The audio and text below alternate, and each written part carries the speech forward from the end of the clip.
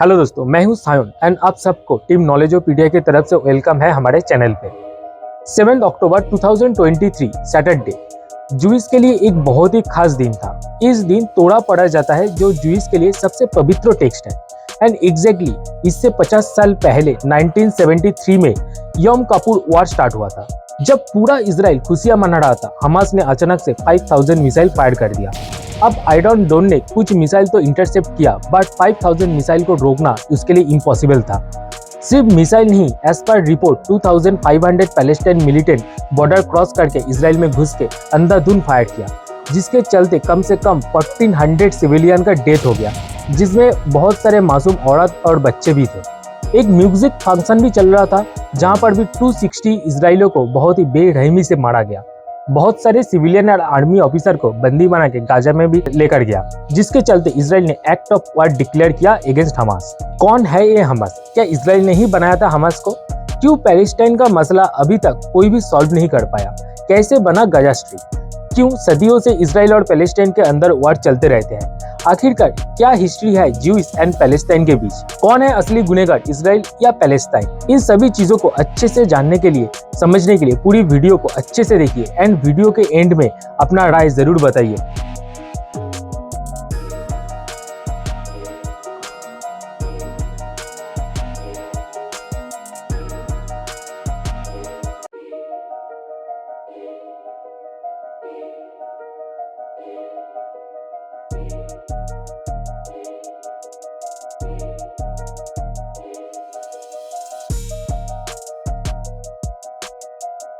क्या है इसराइल के पास? इतना छोटा कंट्री होने के बावजूद भी कैसे इसराइल अकेले पूरे अरब कंट्री के पास भारी पड़ रहा है?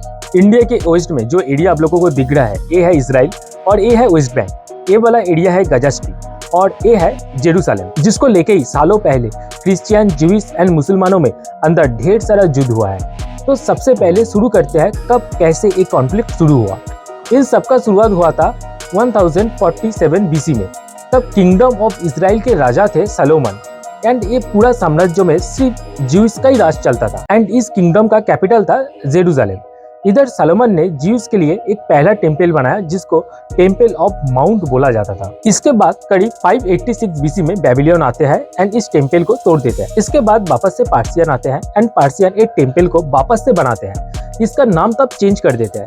पार्सियन के बाद आते हैं रोम वाले फिर से इस टेम्पल को तोड़ देते हैं एंड बहुत सारे ज्यूइश को भी मार डालते हैं, जिसके वजह से कुछ ज्यूइश यूरोप में शिफ्ट हो जाते हैं। जो कुछ लोग अभी भी बचे हुए थे उस एरिया में, उसमें से एक फैमिली में जेसस क्रिस्ट का जन्म हुआ था। जो जेसस क्रिस्ट है वो एक्चुअल में ज्यूइश था, बट जेसस क्रिस्ट जेरूसलम के अंदर खुद का एक आइडियोलॉजी प्रचार करने लगा जो कि ज्यूइश से अलग था एंड बहुत जल्दी ये आइडियोलॉजी फैलने लगा था एंड ज्यूइश को पसंद नहीं आया एंड ज्यूइश ने जेसस क्रिस्ट को कील ठोक के क्रॉस में लटका के हत्या कर दिया, जिसके चलते ज्यूइश को लेके एक नेगेटिव सेंटीमेंट चारों तरफ फैलने लगा एंड अभी भी इसके लिए ज्यूइश लोगों को एक गुनहगार माना जाता है।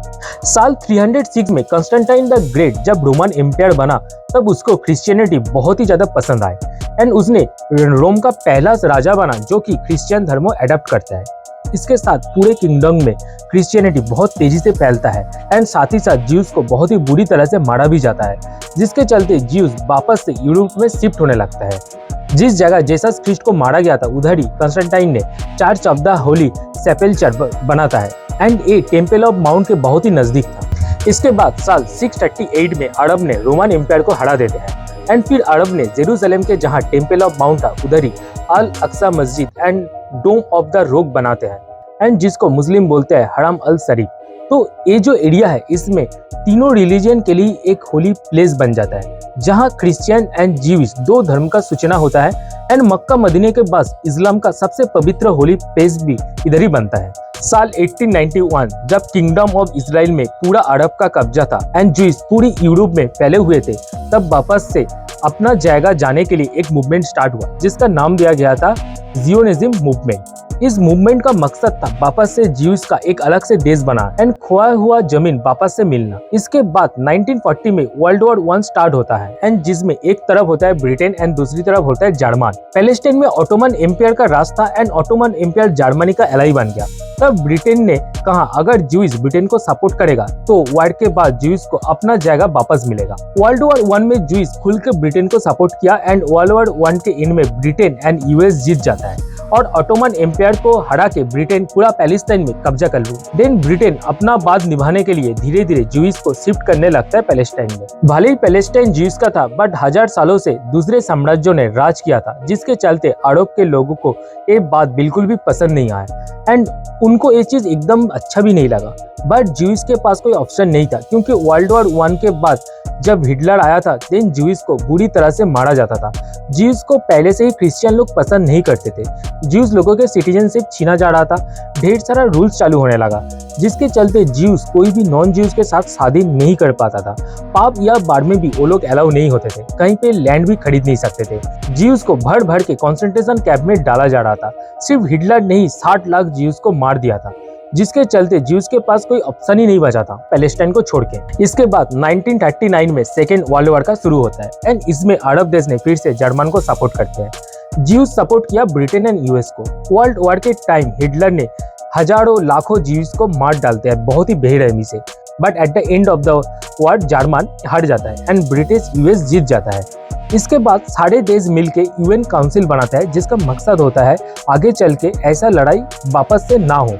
बट शुरुआत में जो देश वर्ल्ड वॉर में जीत जाते हैं जैसे कि ब्रिटेन, यूएस, रसिया, उनका ही चलता था यूएन में। अब टाइम आ गया था ज्यूज को रिवॉर्ड मिलने का, जो बहादुरी के साथ वो लोग लड़े थे अपने जान दाव लगा के। 1917 वर्ल्ड वॉर 1 के टाइम बेल्फोर डिक्लेरेशन किया गया था द ब्रिटेन के द्वारा, जिसमें ज्यूज के लिए अलग देश का जिक्र किया था एंड अब वक्त आ गया था उस बात को सर्च करने का। ब्रिटेन के फॉरेन मिनिस्ट्री तब डिक्लेयर करते हैं कि ब्रिटेन अब पैलेस्टाइन को आजाद कर देते हैं एंड अभी ज्यूज को पैलेस्टाइन में शिफ्ट करने का प्रोसीड्योर यूएन को देखना चाहिए। तब यूएन ने 11 देशों को लेके एक कमेटी बनाया एंड पैलेस्टाइन विजिट किया। उस time as per report Palestine में 1/3 लोग ज्यूज थे एंड 2/3 लोग था अरब से, जिसमें से सिर्फ 6% एरिया था ज्यूज के पास। इसके बाद एक हिस्टोरिकल फैसला लिया जाता है। पैलेस्टाइन जो क्रिश्चियन, ज्यूइश एंड मुस्लिम तीनों रिलीजन के लोगों के लिए बहुत ही खास था, उधर एक हिस्सा बनाना चाहिए जो होगा ज्यूइश का, एक हिस्सा रहेगा पैलेस्टाइनियों का और जो जेरूसलेम होगा वो रहेगा यूएन के कंट्रोल में। इसके बाद वोटिंग होता है एंड मैक्सिमम वोट इस राय को सपोर्ट करते हैं। बट इंडिया पहला एक नॉन अरबियन कंट्री था जो पैलेस्टाइन के सपोर्ट में वोट दिया था एंड बाकी सारे अरबियन कंट्री भी वोट डालते हैं कि पैलेस्टाइन का बांटवारा ना हो इसलिए। बट मैक्सिमम वोट इजराइल के सपोर्ट में वहां पर पड़ता है एंड आखिरकार 1947 में यूएन ने नया मैप रिलीज किया। 1946 में ये मैप कुछ ऐसा था एंड 1947 में ये जो नया मैप था उसमें जो ये एरिया था ये ज्यूज के लिए दिया गया है। यूएन ने वो एरिया भी ज्यूज को दिया था जहां ज्यूज मेजोरिटी में भी नहीं था। तो इस बात को लेके अरब कंट्रीज बिल्कुल भी खुश नहीं थे। तो जैसे ही ब्रिटिश लोग चले जाते हैं उसके नेक्स्ट डे ही सारे अरब कंट्रीज जैसे Egypt, Jordan, Syria, Lebanon, Saudi, Yemen, Iraq सब मिलके इजराइल के साथ वॉर स्टार्ट कर देता है एंड सबको लगा था अरब देश आसानी से जीत जाएगा, बट उल्टा हो गया। इजराइल ने सबको एक साथ हरा देते हैं एंड और भी ज्यादा जगह कैप्चर कर लेते हैं और ऐड कर लेते हैं अपने एरिया के साथ। वॉर के पहले इजराइल का मैप कुछ ऐसा था एंड अभी वॉर के बाद ये ऐसा बन गया। प्रॉब्लम अभी भी खत्म नहीं हुआ था। इजिप्ट के अंदर एक ऐसा जगह था स्ट्रेटेजिकली बहुत ही इंपॉर्टेंट था जहां पर फ्रांस एंड इजिप्ट के गवर्नमेंट मिलके सुएज कैनल बनाता है, जो फाइनेंशियली क्राइसिस के दौरान इजिप्ट को उसका शेयर यूके को बेचना पड़ता है एंड इसका पूरा ओनरशिप फ्रांस एंड यूके के पास चले जाता है। ये बहुत ही इंपॉर्टेंट था पूरी दुनिया के लिए क्योंकि एशिया एंड यूरोप के अंदर कांटेक्ट होने का एक लौता कैनल था। 1956 इजिप्ट के रूलर अब्देल नासिर डिक्लेयर करते हैं सुएज कैनल इजिप्ट के अंदर आता है तो इसका ओनरशिप भी इजिप्ट के पास ही रहेगा एंड इजराइल के लिए भी इधर से गुजरना बैन कर दिया, जिसके चलते इजराइल फ्रांस एंड यूके के साथ मिलके इजिप्ट के ऊपर हमला कर देता है एंड एक वॉर स्टार्ट कर देता है। सुएज कैनल तक पूरा एरिया इजराइल कब्जा कर लेते हैं, बट यूएन के इंटरफेयर से इजराइल वो एरिया वापस से इजिप्ट को दे देता है एंड बदले में इजिप्ट को एक पिटीशन साइन करना पड़ता है जिसमें लिखा है फ्यूचर में कभी भी इजराइल को इधर से रोका नहीं जाएगा सुएज कैनल को यूज करने में। 1964 में अरब देश मिलके इजिप्ट के अंदर एक कमेटी बनाता है PLO, जिसका नाम है पैलेस्टाइन लिबरेशन ऑर्गेनाइजेशन, जिसका मतलब था इजराइल से पैलेस्टाइन को वापस छीनना, जिसके चलते 1967 इजिप्ट ने स्टार्ट ऑफ तिरान, जहां से इजराइल ने दूसरों देशों के साथ व्यापार करता है, वो जगह रोक देते हैं इजिप्ट को पता है कि इसके बाद इजराइल चुप नहीं बैठेगा, तो पहले ही सारे अरब देश के साथ मिलकर वापस से वार स्टार्ट कर देता है।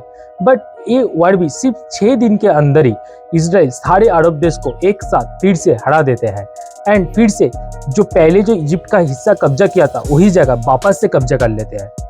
बट अगेन यूएन के चलते इजिप्ट को उनका हिस्सा वापस लौटाना पड़ता है एंड इस बार Gaza and West Bank Israel नहीं छोड़ता है एंड इजराइल इसमें अपना कंट्रोल बजाय रखते हैं। इसके बाद 1969 यासिर अराफत पीएलओ का लीडर बनता है एंड उसके बाद से अरब कंट्रीज थोड़ा पीछे हट जाता है और इजराइल एंड पीएलओ अपने सामने आ जाते हैं। अरब देश ने तब ये रूल्स भी लागू किया कि जो लोग इजराइल को सपोर्ट करेगा उसको ऑयल नहीं मिलने वाला है। पीएलओ एंड अरब कंट्रीज ये समझ गए थे कि इजराइल से डायरेक्ट वार करके कभी भी वो लोग नहीं जीत सकते, तो वो लोग नया नया तरीके से प्रॉब्लम क्रिएट करने लगे, जैसे कि प्लेन हाईजैक करना। सिर्फ 1969 से 1977 तक 29 प्लेन को हाईजैक किया गया था। ओलंपिक्स में ज्यूज एथलीट्स के ऊपर हमला हुआ, जिसके चलते इजराइल बहुत ज्यादा परेशान होने लगा एंड ये जो पीएलओ था ये मेनली लेबनान से ऑपरेट करते थे, जिसके चलते इजराइल लेबनान के ऊपर हमला कर देते हैं एंड 18,000 से ज्यादा लोगों का जान इस वार में चले जाते हैं। पीएलओ भी बहुत ज्यादा वीक हो जाता है इस हमले के बाद। इसके बाद पीएलओ को समझ में आ गया था इजराइल से जीतना पॉसिबल नहीं है, तो वो लोग स्ट्रेटेजी में चेंज करने लगे। अब तक जो मोटो था इजराइल को हटा के पैलेस्टाइन बनाना, वो छोड़ के सिर्फ गाजा एंड वेस्ट बैंक की मांग करने लगा। 13 दिसंबर 1993 इजराइल ने एक पिटीशन साइन करते हैं ताकि पीस बजा रहे, जिसमें इजराइल एग्री करता है कि गाजा एंड वेस्ट बैंक अब से पैलेस्टाइनियों का है। जब सबको लग रहा था कि अब शायद शांति कायम होगा, बट असलियत में कुछ भी नहीं हुआ, क्योंकि इजराइल को डाउट था कि पीएलओ एंड अरब कंट्रीज वापस कभी भी इजराइल पे अटैक कर सकते हैं, जिसके चलते गाजा एंड वेस्ट बैंक से पूरा कंट्रोल नहीं हटाया, जिसके चलते पैलेस्टीनियों का विश्वास इजराइल से उठ गया था एंड पीएलओ से भी। ठीक इसी टाइम 1980 में एंट्री हुआ हमास का। ऐसे स्टार्टिंग में इजराइल भी हमास को फंडिंग करता था। जो डिटेल्स में कहेंगे तो वीडियो और ज़्यादा लंबा हो जाएगा, तो इसके लिए अलग से एक नया वीडियो बनाएंगे। पीएलओ एंड इजराइल जब भी समझौता का बात करता था, हमास का सपोर्टर उतना ही बढ़ने लगा। धीरे धीरे हमास को अरब से और ज़्यादा फंडिंग मिलने लगा एंड हथियार भी मिलने लगा, जिसके चलते हमास हमेशा गेरिला टैक्टिक से इजराइल के साथ फाइट कंटिन्यू करने लगे। अभी इजराइल को लेके इंडिया का जो रिएक्शन है, पॉलिटिक्स व्यू है, वो हमेशा मिक्स रहा है। इंडिया ने फर्स्ट टाइम यूएन में पैलेस्टाइन के सपोर्ट में वोट दिया था। गांधी जी ने भी क्लियर पैलेस्टाइन को सपोर्ट करके ही बात किया था। बट 1994 में इंडिया ने इजराइल के साथ भी रिलेशन बनाया। 2014 में Narendra Modi first Indian prime minister है जो इजराइल विजिट किया था। But same time Sushma Swaraj ने कहा था इंडिया के सपोर्ट पैलेस्टाइन से बदलेगा नहीं। अभी रिसेंट इजराइल एंड पैलेस्टाइन के वार में भी इंडिया का मिक्स्ड रिएक्ट दिया है। इंडिया ने हमास का टेरर अटैक को बिल्कुल भी सपोर्ट नहीं किया, जब ये भी कहा है कि पैलेस्टाइन के इशू शांति से मिटाना चाहिए। मतलब इंडिया एक तरफ इजराइल के साथ रिलेशन बजाय रखा, सेम टाइम अरब कंट्री के साथ भी अच्छा रिलेशन को मेंटेन किया, क्योंकि इंडिया के लिए दोनों देश ही सेम इंपॉर्टेंट रखते हैं पॉलिटिकली। अभी रिसेंटली हमास ने अचानक से 5000 मिसाइल फायर किया एंड बॉर्डर क्रॉस करके इजराइल लोगों के ऊपर गोली चलाया, जिसके चलते 14,000 से भी ज्यादा इजरायली मर गए एंड बहुत सारे सिविलियन आर्मी ऑफिसर को बंदी बना के गाजा ले गए, जिसके चलते इजराइल ने वार डिक्लेयर किया एंड पूरे गाजा पट्टी के ऊपर बमबारी करने लगा, जिसके चलते ढेर सारे सिविलियन इंक्लूडिंग वुमेन चिल्ड्रन का भी मौत हो रहा है। अभी आते हैं कंक्लूजन में। मान लेते हैं जीयूस के साथ हजारों साल से नाइंसाफी हुआ है, लाखों जीयूस को मारा गया है, उनको उनके जगह से बेदखल किया गया है, लेकिन इसके चलते तुम और 1000 साल बदला लेने के सोचो तो वो भी बिल्कुल भी जायज नहीं है। टेररिज्म का कोई धर्म कोई रिलीजन नहीं होता। टेररिज्म खुद एक रिलीजन होता है जिसका मकसद होता है नफरत फैलाना। अभी हमास एक टेरर ग्रुप है एंड हमास ने जो किया है वो गलत है। ढेर सारे औरत बच्चे को बिना रीजन में मार देना, टॉर्चर करना, ये कोई धर्म का आदेश नहीं हो सकता, ये सिर्फ टेररिज्म है। अभी हमास को मारने के लिए इजराइल पूरे गाजा में बॉम्बिंग कर रहा है, जिसके चलते इजराइल के तरह पैलेस्टाइन में भी ढेर सारा मासूम बच्चे औरत मर जा रहे हैं एंड जो लोगों के साथ हमास का कोई कनेक्शन भी नहीं है। मेरे ख्याल से इजराइल जिसके पास ढेर सारा न्यू टेक्नोलॉजी है, न्यू वेपन है, जिसके अंदर मोसाद जो दुनिया का सबसे ज्यादा खतरनाक खुफिया एजेंट है, उसके लिए सिर्फ टेररिस्ट को खत्म करना उतना भी डिफिकल्ट नहीं है। बट मेरे ख्याल से कहीं ना कहीं इजराइल भी इस मौके पे था कि हमास कुछ गलत कर बैठे एंड इजराइल को भी चांस मिले पूरे गाजा से पैलेस्टाइनों को हटा के वापस उस एरिया को इजराइल में जोड़ने का। मैं यही आशा करता हूँ कि पूरी दुनिया से टेररिज्म खत्म हो जाए एंड रिलीजियन को लेके कोई भी जंग ना हो, क्योंकि इसका कीमत हमेशा हर देश का आम जनता को अपना जान देके चुकाना पड़ता है एंड जिसका असर रह जाता है कई पीढ़ियों तक। तो आज के वीडियो यही तक है। वीडियो अगर आप लोग को अच्छा लगे तो चैनल को सब्सक्राइब कीजिए, कमेंट कीजिए एंड अपने सारे दोस्तों के साथ शेयर कीजिए। हम लोग ऐसे ही नया नया वीडियो लाते रहेंगे।